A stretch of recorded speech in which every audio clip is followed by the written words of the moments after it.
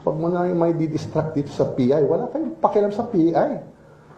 At ang sino man magsabi na walang paki ang Senado sa usaping ito, isa lang ang masasabi ko, walang gamot sa kakapalan ng mukha mo. Patuloy ang tensyon sa pagitan ng magpinsang Senator Amy Marcos at House Speaker Martin Romualdez. Ito nga ay dahil sa kontrobersyal na People's Initiative na may kumpas umano ni House Speaker Romualdez.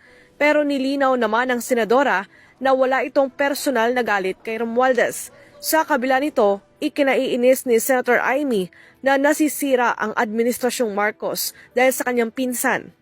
Ang problema, ang nasisira dyan, yung administrasyon, nadala yung pangalan namin. Marcos Administration ang winawasak niya. Yan ang problema. Gulo at pagkalito lang umano ang dulot ng political at peking initiative, kaya dapat ay itigil at ibasura na ang mga pirma upang di na magamit pa. Sa halip ay mag-umpisa sa tamang paraan at kumonsulta sa taong bayan sa prosesong gagawin sa pagbabago ng konstitusyon. Ang tao, parang nabudol eh. Bakit akala natin mapupunta tayo sa agrikultura, akala natin public transport, akala natin dun sa infrastructure, kasi yun ang may tatak Marcos eh, di ba? Ba't nauwi dito sa Chacha? Iginiit ng senadora na wala itong ibang nais kundi maging maayos ang administrasyon ni Pangulong Bongbong Marcos.